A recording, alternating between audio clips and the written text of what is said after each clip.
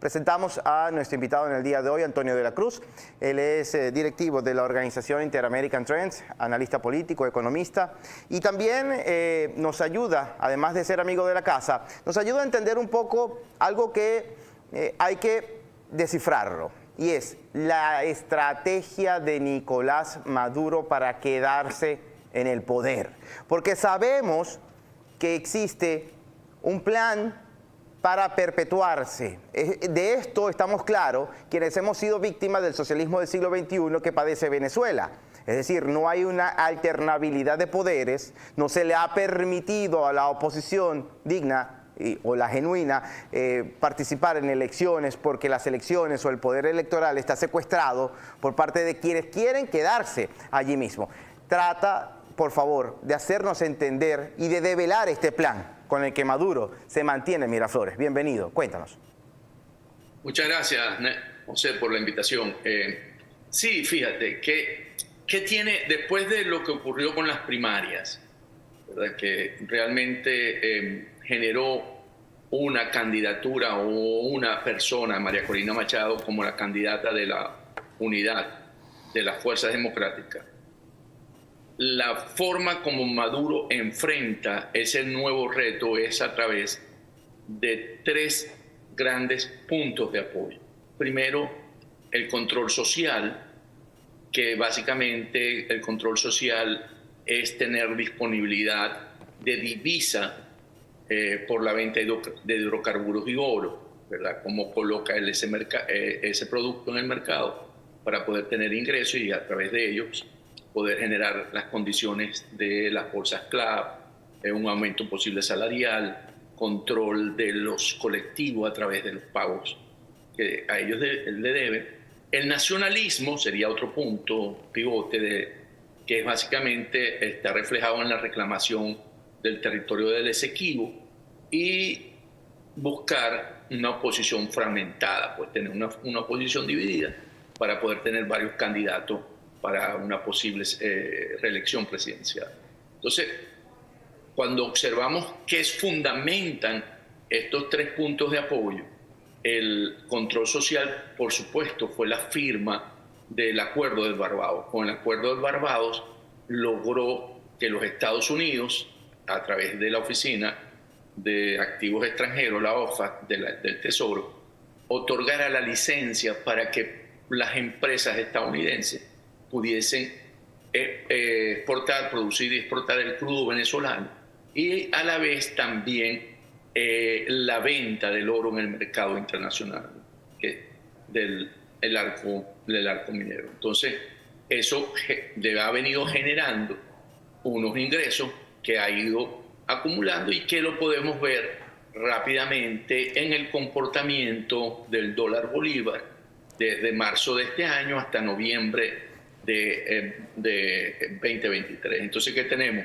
Tenemos que al inicio del año, en marzo, el ascenso o la devaluación del bolívar frente al dólar la veíamos más o menos con una inclinación de unos 45 grados. Cuando nos movemos básicamente de mayo hacia agosto, septiembre, vemos que incrementa y vamos a ver una inclinación más o menos de unos 55 grados.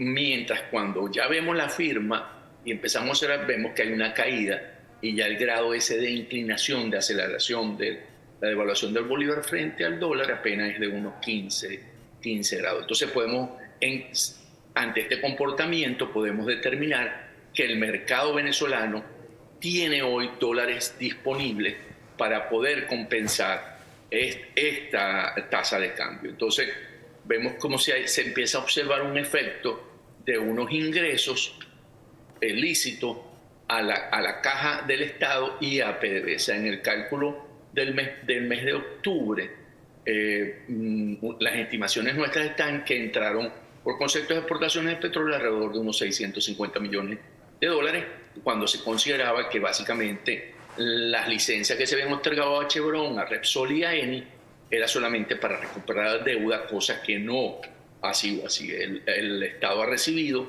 por concepto de royalty, impuesto y repartición de utilidades, alrededor de mensualmente. Entonces, él está apostando a que esa caja poderla utilizar nuevamente en entregar bolsas CLAP, ¿verdad? Las bolsas de alimentos de productos importados para el sector popular, y también seguir con los bonos que le otorga y poder tener una política populista.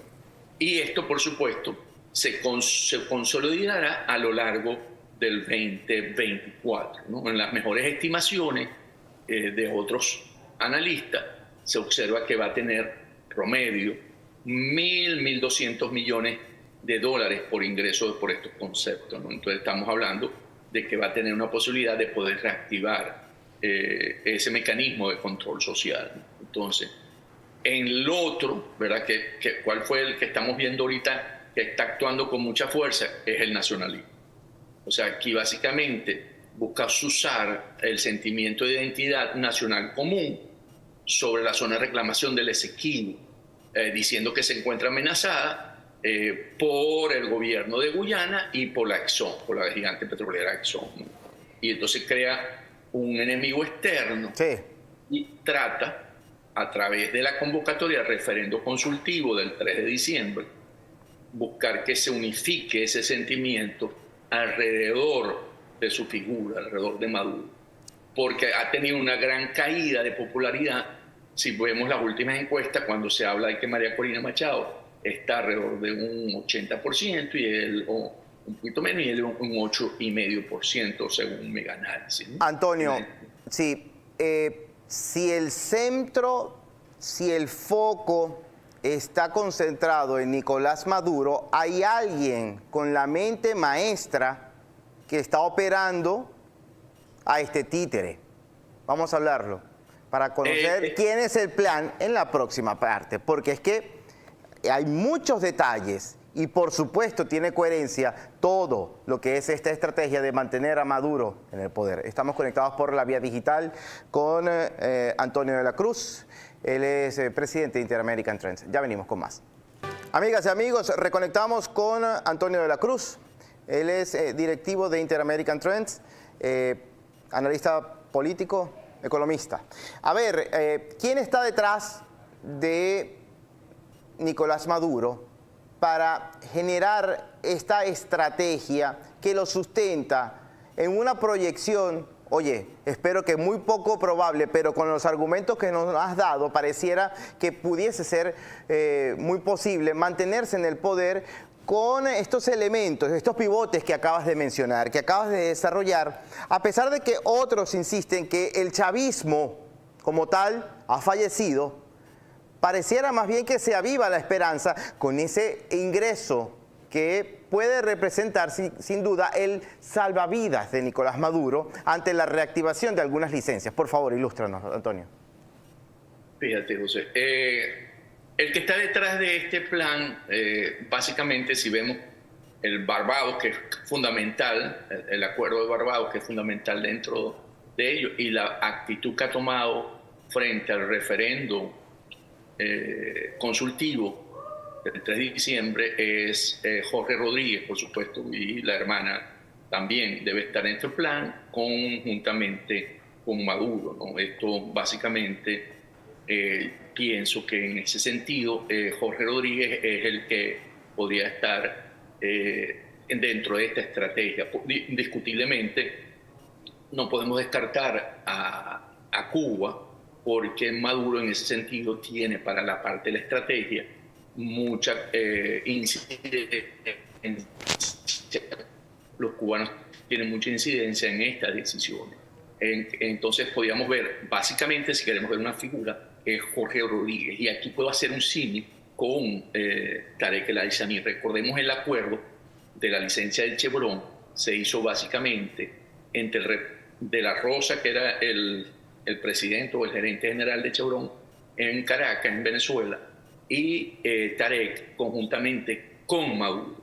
O sea, cuando esta licencia fue a otorgarse, las condiciones las planteó Chevron para poder obtener la licencia, y en ese sentido recordemos que tuvieron que hacer concesiones frente a la ley de hidrocarburos, en el sentido de que Chevron puede producir y exportar el crudo venezolano que está solamente asignado a la estatal petrolera PDVSA por la ley. Y entonces aquí hubo concesiones, pero que se manejó al nivel de Maduro, de Tarek y de La Rosa. Entonces, si uno ve ese comportamiento muy cerrado en términos de esta estrategia, podemos inferir que aquí Jorge Rodríguez está jugando ese rol en este momento, y sabemos que estas conversaciones se hicieron en Qatar, en Doha, entre la Casa Blanca a través de Juan González y Jorge Rodríguez. Entonces, creo que ahí se armó la estrategia en ese sentido. Sabemos lo que es el acuerdo de Barbados, y hoy, básicamente, lo que están desarrollando muy fuertemente es lo del nacionalismo, donde ya ha tenido postura la comunidad del Caribe, el CARICOM, ¿verdad? Que ha dicho básicamente que Guyana, las fronteras de Guyana son inviolables y que cualquier disputa debe resolverse en la Corte Internacional de Justicia. Y China y Brasil, que son aliados también de Maduro, han dicho, tienen acciones que están desarrollando dentro de las actividades de producción de crudo, en el caso de China, conjuntamente con Exxon, en esas plataformas en el mar. Ellos son socios de Exxon en esa actividad. Y Lula, o Brasil, ha desarrollado la autopista que va desde Manaus a Georgetown y pasa por el territorio Esequibo, lo que quiere decir que es estratégico para el gobierno Lula. Si uno observa eso y dice, ok, estos factores, ¿verdad? Estos actores internacionales como el CARICOM y China y Brasil no van a permitir que se avance dentro de esta estrategia del régimen de poder actuar de forma violenta dentro del Esequibo. Por lo tanto, uno podría entonces empezar a pensar que esa estrategia tiene un efecto más político que desde el punto de vista nacionalista. ¿En qué sentido? En que con el referéndum consultivo del 3 de diciembre, Maduro va a tener un mandato, entre comillas, de la consulta del pueblo para recuperar ese territorio. Y podrías tener un escenario donde pueda haber algún simulacro de invasión o de incursión para poder crear un estado de excepción que le permita, que está dentro de la Constitución, que es de Conmoción Nacional y Comisión de Conmoción Exterior, que le permita poder suspender las elecciones en el 2024, si ese fuera el caso, que su popularidad, con las medidas tomadas con el control social y buscando un poco la parte nacionalista, poder desplazar esa elección para un futuro, yo lo estoy estimando, haciendo un escenario para 2025, en el primer trimestre, el segundo, porque tendría ya una consolidación dentro de los ingresos por parte de las exportaciones, tanto de crudo como de productos, y la venta del oro, y tendría que haberse posicionado en una carrera que hoy pareciese imposible, con el 8,5% de popularidad, pero a lo mejor se podría ya estar colocando en unos 25, 30, y eso permitiría. ¿Con qué argumento? El argumento en el 2025 te permite renovar todo lo que es el poder legislativo, el poder ejecutivo. Una mega elección en este caso. Pero metiendo el poder legislativo, que hasta ahora siempre se había dicho que no se iba a hacer, pues, si fuera en el 2024, para ellos poder tener una capacidad, porque definitivamente la renovación de la Asamblea Nacional corresponde en el 2025. Entonces, ese podría ser el caramelo de cianuro para poder atraer de que no se haga en el 24 si tuviese muy baja su popularidad, porque a la final yo creo que la marca de Maduro no es una marca que hoy tiene posibilidades de poder remontar esa baja popularidad que tiene, y podríamos estar viendo entonces a lo mejor unos nuevos actores, si ese fuera el caso, para poder hacer una elección competitiva en 2025 o a finales de 2025. Antonio, ¿en este plan se contempla la pérdida del Esequibo? Porque sí, yo sin creo sin duda que eso debe estar en este plan. Sí, totalmente. Yo creo que las acciones que el régimen de Maduro ha venido tomando, y en términos, bueno, por las decisiones que se tomó en el pasado a través del gobierno de Hugo Chávez y por sugerencia del mismo Fidel Castro, en esa geopolítica que tenían con el Caribe, han llevado a la República a no tener todos los argumentos que tiene hoy para poder discutir y hacer valer en la Corte Internacional de Justicia que el Esequibo es de Venezuela. Yo creo que ahí no se ha ido actuando de manera coherente e inteligente, y esas instancias se han ido dejando, se ha ido perdiendo. Y creo que cuando se dé la audiencia, si no se asiste con los abogados y con los documentos y con todo lo que exige para demostrar que es territorio de Venezuela, yo creo que hay una alta probabilidad que nosotros perdamos el Esequibo. Pero en ese intento de Maduro, que si no lo maneja tampoco muy bien en términos de cometer alguna improvisación, sí, podríamos repetir el caso de las Islas Malvinas. De las Malvinas, de Argentina con Inglaterra. Con Galtieri, que se perdió. Bueno, Antonio, tenemos que hacer una pausa. Te pido por favor que nos aguardes tan solo unos instantes, porque es que queremos entender ahora el papel o el rol que debería asumir quien ha resultado, digamos, con la responsabilidad de llevar encima el peso de la oposición sensata del país. María Corina Machado, con este gran desafío ante lo que puede ser la interrupción del cronograma electoral. Estamos conectados por la vía electoral con Antonio de la Cruz. Él es directivo de la organización Inter-American Trends. Él es analista político y también economista, además de amigo de esta casa. Ya venimos con más.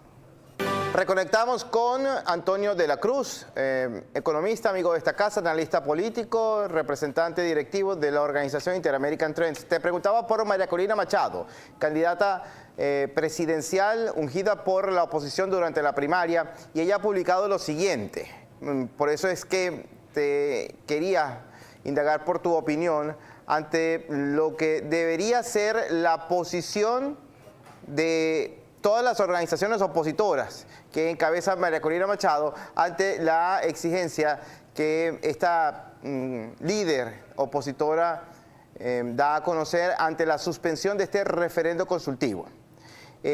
¿Cuál debe ser entonces, en este caso, la amalgama que debe representar, en todo caso, desde este punto de vista, María Corina? María Corina, como lo ha hecho siempre, ha sido defensora de la recuperación de la zona de reclamación del Esequibo desde la época en que fue diputada y planteó una legislación para ello. En ese sentido, María Corina ha sido nacionalista y defensora del territorio del país, ¿no? En términos de reclamarle en esa época también a las Fuerzas Armadas de hacer actos de presencia y defensa de esa parte del territorio venezolano. En esta manera de manejar el nacionalismo Maduro, ¿verdad? Ante esto,